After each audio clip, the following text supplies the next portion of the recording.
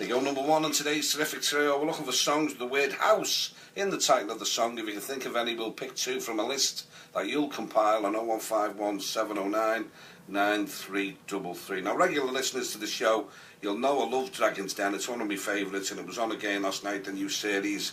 And on last night's show was Nicky Fletcher from Whittle, who pitched to the Dragons for the company EQUISAFETY.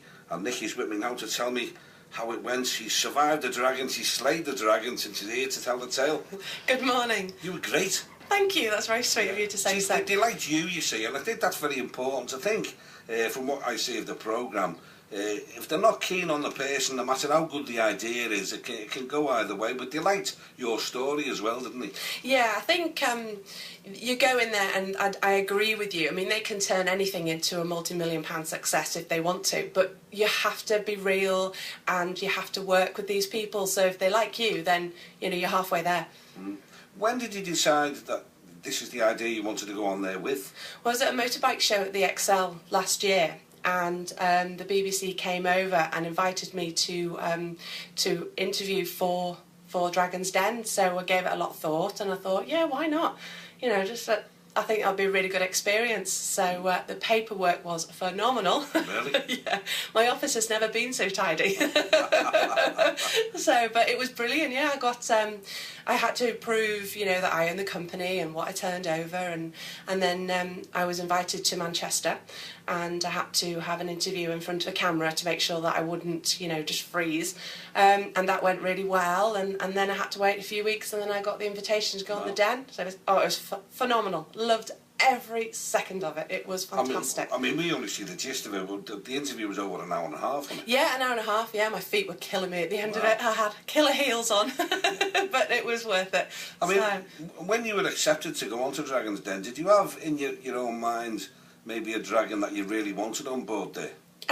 Everyone said Deborah Meaden, because obviously she's horsey. But I did want the two that I got.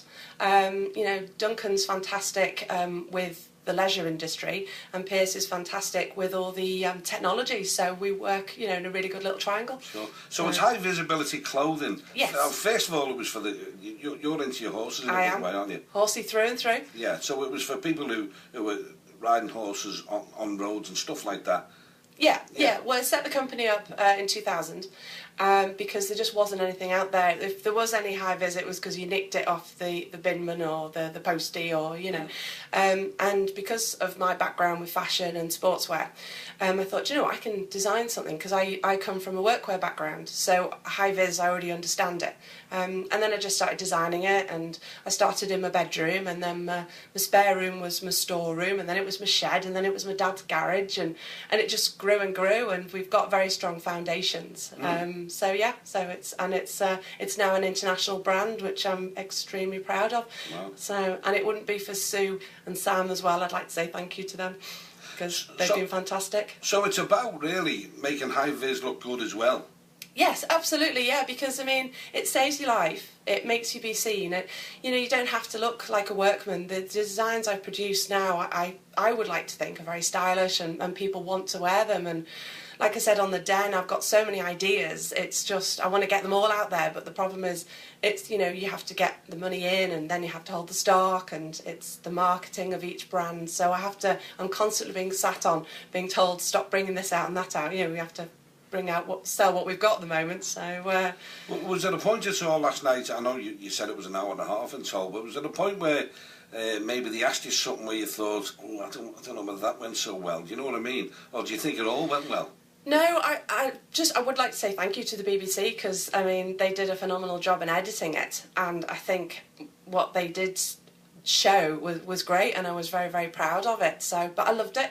The Dragons were lovely. Not one of them was horrible to me. No. You know, Peter Jones said I should be very proud of what I've achieved.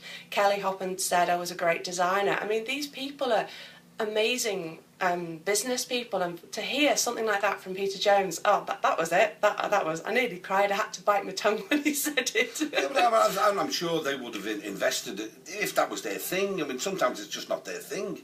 True. No, I mean, that's no reflection of you, would it too? No. If it didn't float their boat, then fair enough. You know. So, but you know, luckily Duncan and Pierce saw something in me, and you know, hopefully we'll just see what happens. So where does it go now then? I mean, this is going to be a big success. They love the product. Thank so you. what happens? You've got to stay on top of it all the time now, haven't you? Well, luckily I have a fantastic team behind me, and I keep telling them that every day. My job now is the forward thinker. I'm 5 years ahead of time, and you know we've just brought out another reflective jacket for cycling called the Mercury jacket, and I've just got loads more ideas. But we're not just holding back in the sportswear. I'm also starting to develop workwear, but very technical workwear, because I don't want to just do the basic workwear jacket. My skills and ideas, I like to go, companies come to us all the time and could you design this, could you design that? So we don't just do what you see, we do a lot of work for other companies, but specifically for what they require. So it's bespoke. Absolutely bespoke, yeah, and that's what I really enjoy doing, because it's much more interesting. Right. So, yeah. So where do you, I'm sure the Dragons asked you this during the round now, where do you see yourself in 5 years, 10 years? Because I'm in. Do you look that far ahead? You have to. I think if you are driven and you are an entrepreneur, if you think a year's time, well, that's no good, because I've already designed my winter range.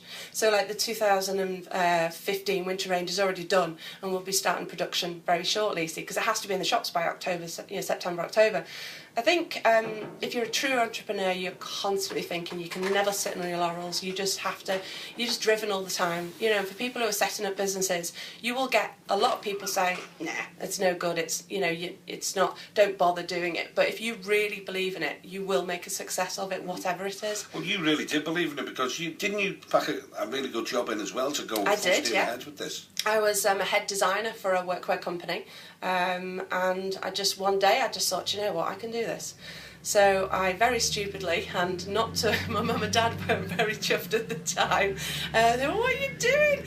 So, but yeah, I left it, and just thought, yeah. And I worked as a waitress for many years in the evenings, and just grabbed whatever part-time work. But I don't know, I just felt, no, I can do this.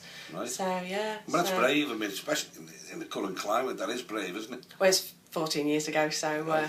But yeah, so I really just enjoy designing, and I love it when companies come to us and just say, you know, could you do this, could you do that, and my little head starts going nuts. Oh, you could do this, could do that, and you see them go, whoa, slow down there. Well, we've got the work cut out with you, these two, I'll tell you. Oh, Duncan and please. Oh, they don't know what they've taken on. Well, listen, it was great to see you on there, and many congratulations. Thank you very much for inviting me on. Pleasure to see you, and good luck with the business. Thank you very much. Cheers, thank you.